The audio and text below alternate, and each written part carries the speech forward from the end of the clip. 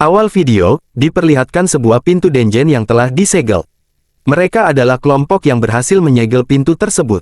Namun penyegelan itu tidak akan bertahan lama, selama Raja Iblis masih hidup, dia pasti akan dapat membuka kembali pintu dungeonnya. Tapi sang Kapten Partian tidak mempermasalahkan hal itu, dia percaya, suatu hari nanti akan ada pejuang yang dapat memberantas para iblis, yang melanjutkan tekad para petualang terdahulu. Singkat cerita, pindah ke situasi pertempuran Partian lain yang melawan para monster.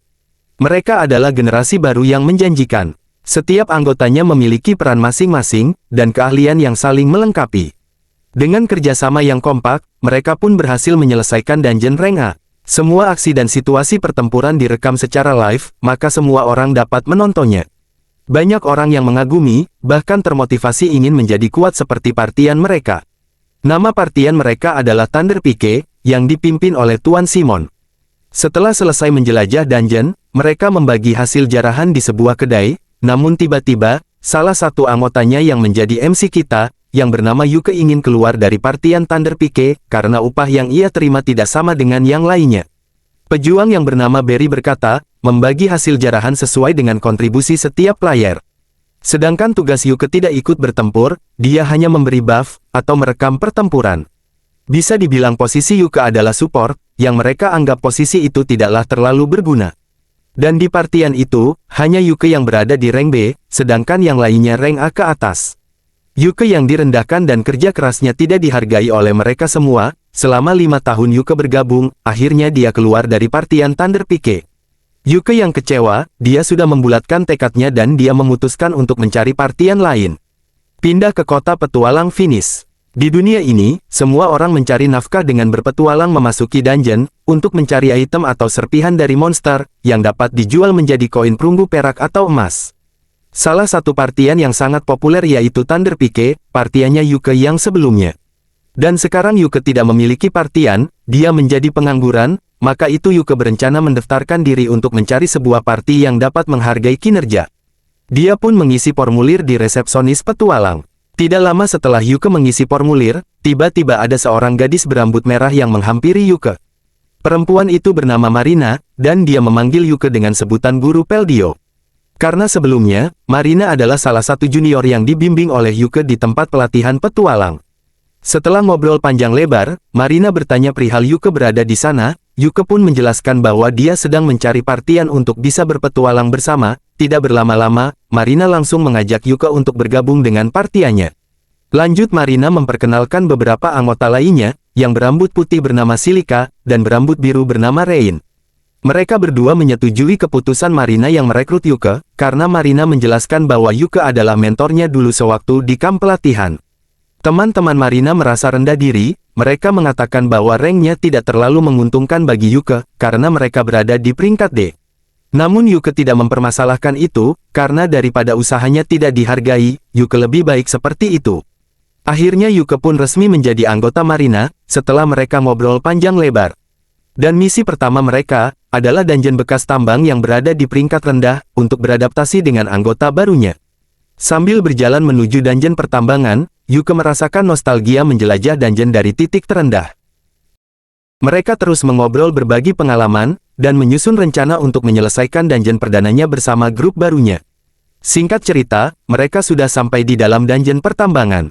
Marina memimpin perjalanan, dia dengan teliti mengecek pijakan, takutnya ada jebakan di setiap perjalanannya.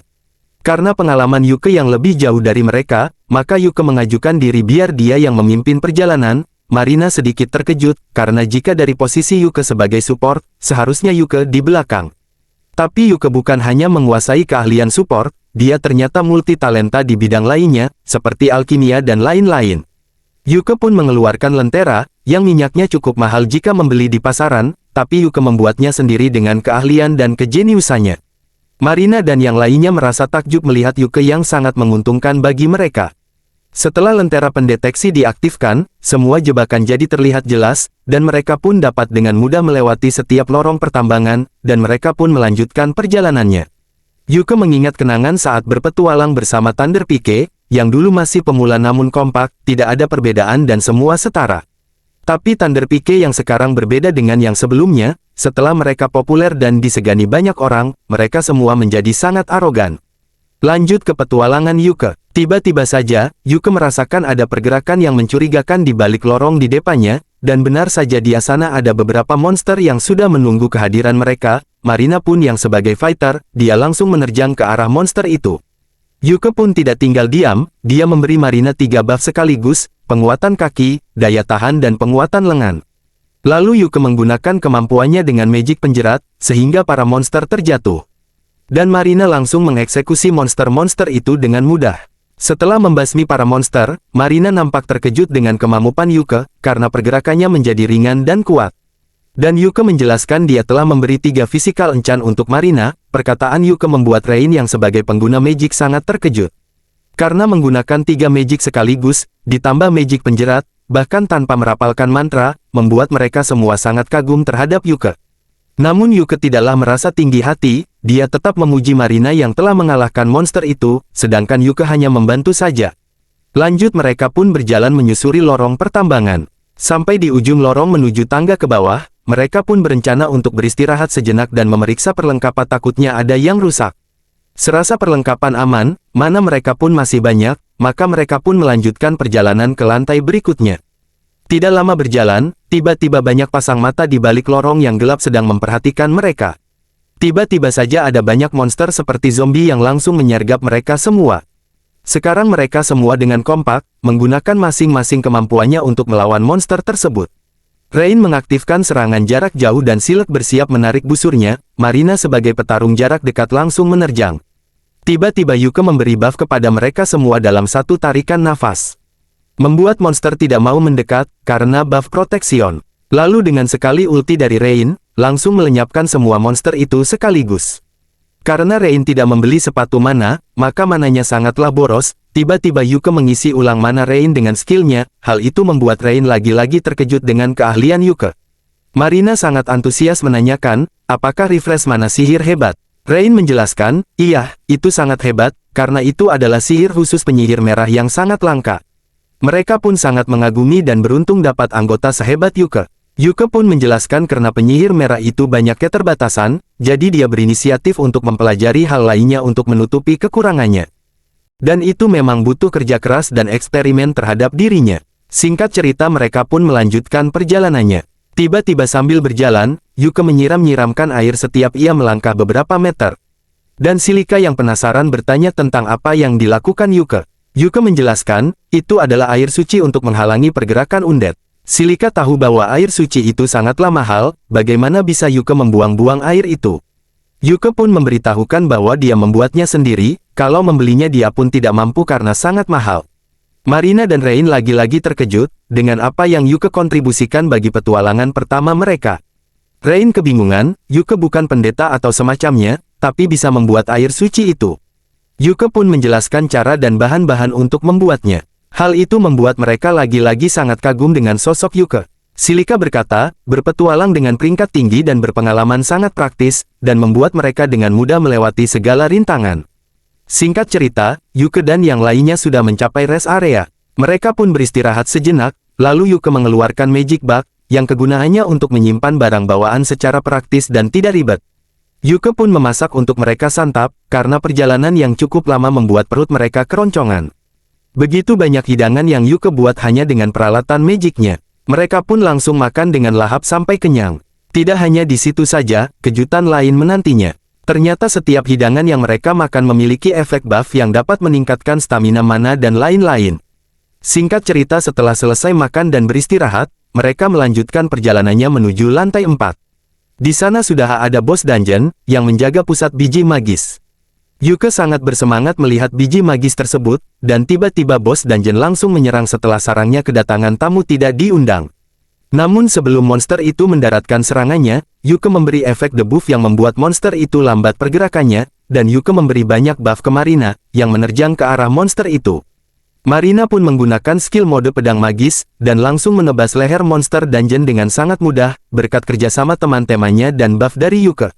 Sama halnya dengan Rain, Marina tidak membeli sabtu mana yang membuat mananya bocor. Dan Yuke langsung mengisi kembali mana Marina dengan refresh mana. Dengan singkat, mana Marina sudah pulih kembali, mereka telah mengalahkan bos dungeon lantai 4, lanjut ke misi utama yaitu menambang biji magis. Partian Yuke yang sekarang mendapatkan cukup banyak biji magis, tapi setelah dihitung biji itu kurang dari target, maka Yuke berencana melanjutkan petualangannya ke lantai berikutnya. Namun teman-temannya sedikit ragu, karena di bos lantai selanjutnya dikenal sebagai pembasmi petualang newbie. Tapi Yuke meyakinkan mereka untuk tidak perlu khawatir, Yuke pun akan bertarung habis-habisan untuk membantu mereka. Singkat cerita mereka menyetujui rencana Yuke, dan lanjut ke lantai berikutnya. Partian Yuke sudah berada di depan gerbang bos lantai 5, tinggal membuka gerbang itu, maka mereka akan langsung berhadapan dengan bos dungeon tersebut. Sebelum memasuki lokasi bos dungeon, Yuke mengeluarkan item yang dapat merekam semua aktivitasnya. Maka semua sepakat untuk setiap petualangannya, akan sambil live dan untuk secara resmi terbentuknya party itu, maka mereka harus membuat nama partiannya. Marina mengusulkan bagaimana kalau nama grupnya Clover, dan Yuke dijuluki sebagai Clover Daun Semanggi 4, arti dari sebutan itu karena Yuke pembawa keberuntungan. Setelah sepakat, dan selesai berdiskusi, mereka berencana akan mendaftarkan grup Clover ke Serikat Petualang, dengan video perdana melawan bos dungeon lantai 5. Sebelum memasuki gerbang bos, Yuke dan teman-temannya mempersiapkan dulu buff begitu banyak, lalu Yuke pun langsung memasuki gerbang tersebut. Tiba-tiba lampu menyala menerangi ruangan bos, terlihat wujud bos seperti kepiting yang memiliki banyak mata. Yuke maju seorang diri dengan tubuh yang diselimuti banyak buff, dan teman-teman lainnya hanya menunggunya jauh di belakang Yuke. Banyak skill debuff yang Yuke gunakan ke bos dungeon, untuk memperlambat pergerakannya dan melemahkannya. Semua teman partian Yuke sangat terkejut melihat yang ditunjukkan Yuke, begitu banyak skill yang sekaligus Yuke gunakan secara berturut-turut, dan bahkan mananya tidak habis-habis. Yuke menerapkan skill buta kepada bos dungeon, yang sementara waktu bos itu tidak dapat melihat sekitar, lanjut Yuke menerapkan skill gravitasi yang sangat kuat, membuat monster dungeon ambruk seketika, setelah banyak efek debuff yang Yuke terapkan padanya. Yuke pun berhasil mengalahkan bos dungeon seorang diri, Yuke menggendong para beban yang hanya bersorak dan menontonnya. Setelah bos dungeon musnah, Marina Rain dan Silika menghampiri Yuke, itu adalah pengalaman pertama mereka, bisa melihat pertarungan epik dari Yuke, yang dalam waktu singkat, menggunakan skill beruntun dan sangat kuat.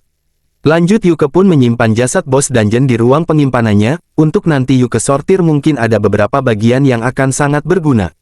Lalu mereka menghampiri kotak harta karun, dropan dari mengalahkan bos dungeon. Isi kotak harta itu, adalah biji magis yang sangat banyak, yang membuat mereka sangat senang. Dan video pun bersambung, lanjut ke part berikutnya.